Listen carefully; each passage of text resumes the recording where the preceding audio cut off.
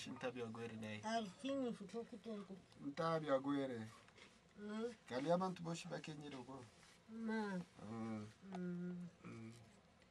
Boshi bakule bakenye.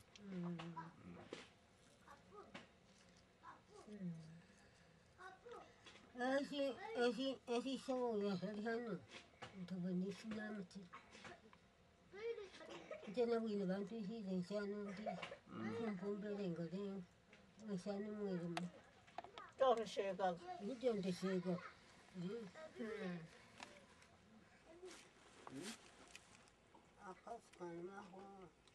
Karibu mpyo yambira dushakule.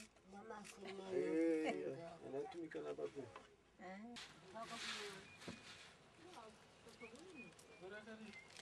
Ulagari kaje umonawe.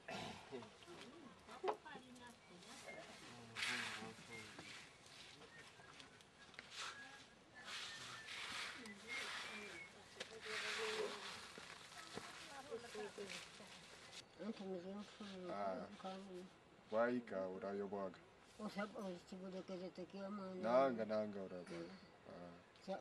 Tinga mokumusisi kwenu. Nechi poso lyaishi na kulumira bufumu.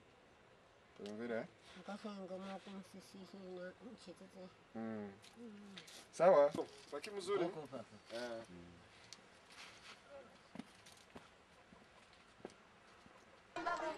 Vital Baroléré est né le 2 février 1969 à Chimpunda, un quartier populaire de la ville de Bukavu.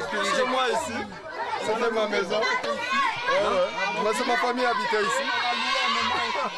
En 2007, il revient dans le quartier de son enfance. Il y retrouve ses camarades de jeu, ceux avec qui il fit ses études primaires à l'école laïque officielle. Vital Baroléré est l'aîné d'une famille nombreuse. Son père, Victor, est agronome d'État. Cet ancien lumumbiste est un intellectuel engagé. De lui, il garde donc le souvenir d'un homme qui n'est juré que par les études. La maman, Angéline Mwarubacha, fut enseignante à Bukavu. Dans les années 70, l'État zaïrois commence à ne plus payer ses fonctionnaires et elle abandonne l'enseignement pour tenir un petit commerce.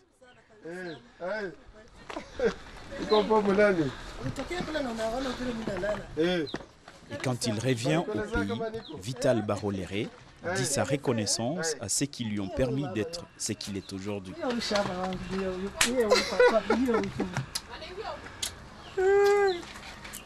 Mais non, combien? Combien? Merci. On a rajeuni. Nous sommes formés pour venir aider notre pays à s'en sortir. Je me sens responsable, je me sens un tout petit peu aussi redevable. Cela ne signifie pas que j'ai un poids sur ma tête. Non, ce n'est pas ça, c'est en termes de responsabilité de toutes ces femmes que je rencontre sur la rue avec des sacs de 50 kilos sur leur dos, 70 kilos sur leur dos. C'est elles qui ont contribué à ma formation. Et donc, je dois faire quelque chose pour améliorer leur situation. Après ses études secondaires, Vital Baroléré fait un graduat en sciences infirmières.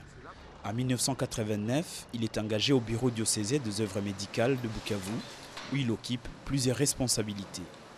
En 1995, il s'envole pour les études en Belgique. Il obtient une licence en santé publique, un diplôme spécialisé en management, un diplôme d'études approfondies en économie et gestion de développement et fait un master en géopolitique à l'Université de Paris 8. Brillant étudiant, il est lauréat en 1999 du prix scientifique du secrétariat belge de la coopération au développement. Porteur de ses nombreux titres, il revient à Bukavu. Il est nommé directeur adjoint du bureau diocésain des œuvres médicales, qui est le pilier de la santé dans le Sud Kivu. En 2000, il doit quitter Bukavu pour des raisons de sécurité. Il travaille comme chercheur à l'Université catholique de Louvain et comme animateur au mouvement ouvrier chrétien du Hainaut occidental. Vital Baroléré tisse sa toile. C'est au départ de Mutualité chrétienne du Hainaut occidental que s'est construit un premier partenariat solide avec Bukavu sous le plan de la santé. Il est l'un des artisans de la mise en place d'une mutuelle dans le Sud Kivu et de son extension progressive à d'autres régions du Congo. Grâce à la mutuelle, de milliers de gens peuvent aujourd'hui accéder à la santé. La mutuelle s'étend de village en village, de quartier en quartier, basée sur des cellules locales où la solidarité devient le vecteur de développement. Ainsi, sur l'île d'Idui, la mutuelle a permis à financer le reboisement, source des revenus pour les familles. Oui, le bois est devenu une source de revenus parce qu'à partir de ce bois, on peut fabriquer les braises. À partir de ce bois, on peut scier les planches. Et ces planches, les produits de la vente de ces planches ou de ce bois permet à la population de payer la scolarisation des élèves, des enfants, la facture à l'hôpital. Acteur de la société civile à Bukavu, militant de mouvements associatifs en Belgique, Vital Barolere établit des ponts et investit le champ de la diplomatie. Il négocie un accord entre la province du Sud-Kivu et les provinces belges du Hainaut et de la province de la Flandre orientale où il habite aujourd'hui. Nous attendons que ce partenariat soit profitable à toute la population du Sud-Kivu, en tout cas dans le domaine de la santé et plus précisément dans le domaine des mutualités de santé qui existent déjà chez nous mais qu'il faut renforcer. Nous avons une très grande responsabilité et Luc l'a encore souligné ici, vous l'avez assumé avec beaucoup de maîtrise par rapport à nos populations, mais aussi par rapport à l'ensemble de notre pays. Parce que si ce programme réussit au Sud-Kivu, dans les 3 ans, puis dans les 5 ans, peut-être dans les 8 ans, il est fort probable, une très grande probabilité, que notre modèle se reproduise dans d'autres provinces. Nous devons continuer à la fois de rêver le développement de notre pays, de rêver le bien-être de l'ensemble de notre population, de 90% des personnes aujourd'hui qui n'ont pas accès aux soins de santé, mais aussi arriver demain après-demain à faire ça de manière concrète. En 2007, avec les forces vives de la province du Sud-Kivu, il fait aboutir 3 ans de négociations avec le ministre belge des Affaires étrangères, Karel de Gucht, pour la réouverture du consulat belge à Bukavu. Un pied dans son pays natal, un pied en Belgique, Vital Barolere multiplie des initiatives.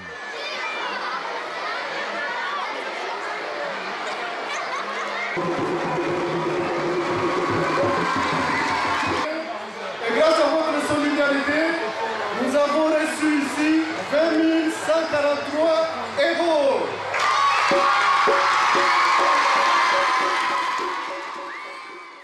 Il lance le plan Marshall Africa destiné à fédérer les acteurs de développement soutenus par de nombreux acteurs. En 2007, Plan Marshall Africa remet le palme de reconnaissance à ceux qui ont contribué au rapprochement entre les deux peuples. C'est une initiative des forces vives du Sud-Kivu, à la fois ici en Belgique, c'est-à-dire les organisations de la diaspora, comme on dit, du Sud-Kivu ici, en connexion avec la société civile du Sud-Kivu. Nous avons organisé cette séance pour mettre à l'honneur des citoyens et des citoyennes belges qui se sont engagés dans le développement, dans la pacification du Sud-Kivu et du Congo en général. Donc c'est vraiment des citoyens belges qui se sont engagés dans des questions de santé, dans des questions d'investissement économique, dans des questions d'accompagnement des paysans, dans des questions de projets d'accompagnement des femmes, etc.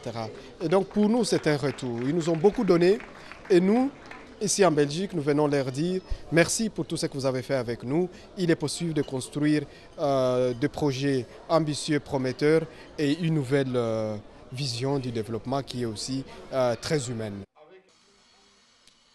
Aujourd'hui, Vital Barolere est à la tête de l'Union des bâtisseurs du Congo, un parti qui le porte à être candidat à la présidence de la RDC. Riche de son histoire, de sa formation et de son expérience professionnelle, Vital Barolere se présente comme une force contre la corruption et un bâtisseur au service du peuple dans l'esprit de l'interview qu'il accordait à nos télévisions régionales de la Wallonie-Picarde en 2007. Notre génération a connu la misère et elle peut se projeter vers l'avenir et construire quelque chose de nouveau qui nous appartient à nous, qui est construit par nos mains, par ses enfants, mais bien évidemment avec l'appui des autres. Donc le développement ne se donne pas, le développement se porte, se construit et c'est ce que nous essayons de faire avec la population, avec tous ceux qui sont avec nous. Mais vous pensez que ce message peut passer auprès de ces enfants qui vivent de grosses difficultés aujourd'hui, ils n'ont peut-être pas mangé ce matin? Ils n'ont peut-être pas mangé ce matin, c'est vrai, mais si nous les projetons dans les 5 années, 10 ans et 15 années à venir, c'est possible. C'est vrai que dans l'immédiat, ils n'ont pas de quoi manger, mais ils peuvent voir petit à petit les fruits de notre investissement. Et c'est ça l'espoir.